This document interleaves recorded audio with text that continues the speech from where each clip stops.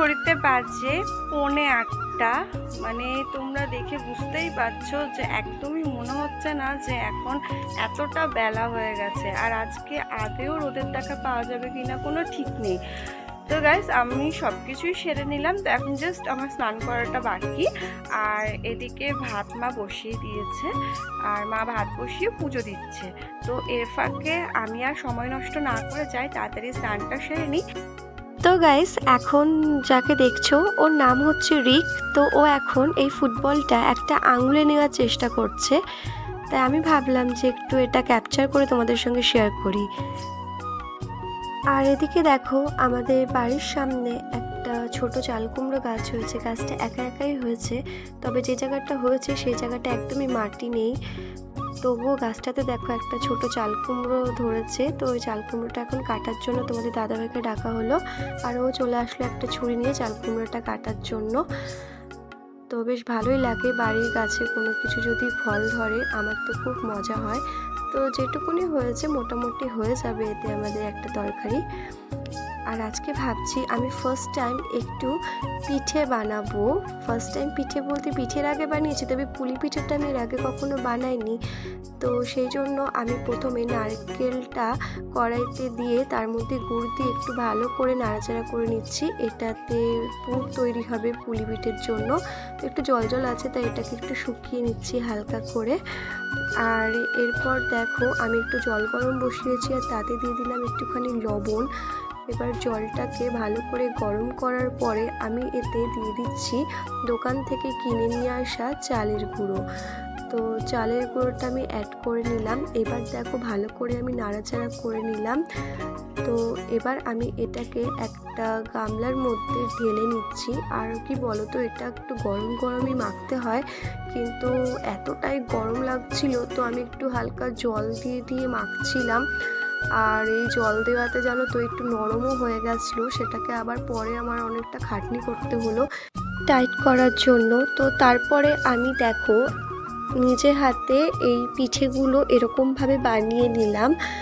তো সমস্তটাই কিন্তু আমার ইউটিউবে সার্চ করে আজকের এই প্রস্তুতি।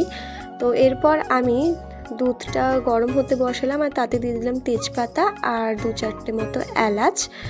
তো এবার দুধটা ভালোভাবে গরম হতে লাগলো। তারপরেই দেখো আমি এতে একে একে গুড়গুলো সব অ্যাড করে দিলাম।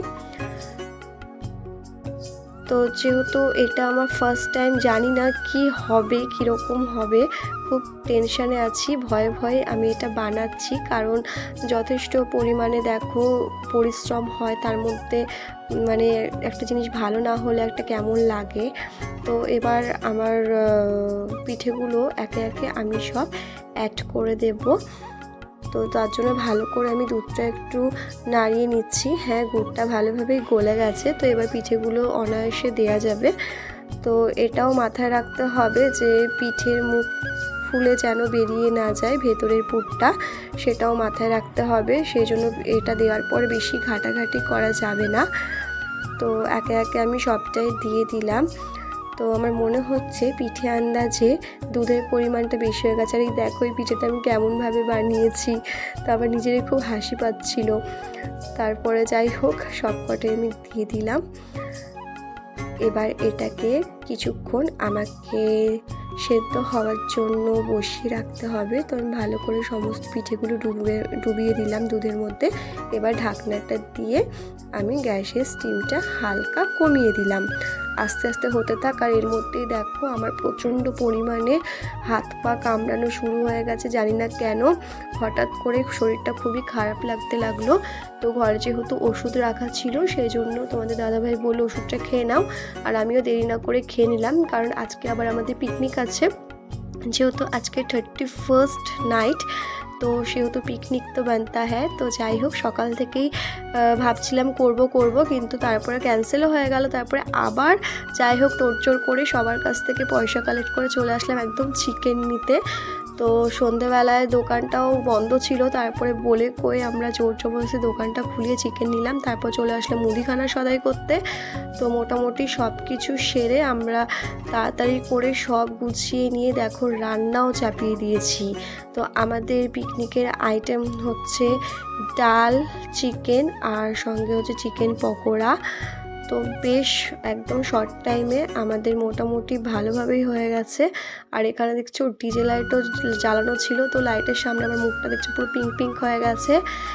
তো যাই হোক, এখন আমি কি খাচ্ছিলাম বলো তো, পকোড়াগুলো গরম গরম ভাজা হচ্ছিল আর সবাই মিলে পকোড়া খাচ্ছিলাম। আর পকোড়া খেতে খেতে আমি তোমাদের সঙ্গে কথা বলছি। আর এদিকে দেখো সবাই গান চালিয়ে নাচ করছে, তো গানটা অনায়াসে আমাকে মিউট করতে হলো। তারপরে দেখো আমরা ডিনারের জন্য বসে পড়লাম, আর গুড্ডুর সঙ্গে আমি একটু করছিলাম দুষ্টুমি। এতটাই লজ্জা পাচ্ছে, সে কি আর বলবো, কিছু বলার নেই। ওগুলো কি আমার থালা? এই যে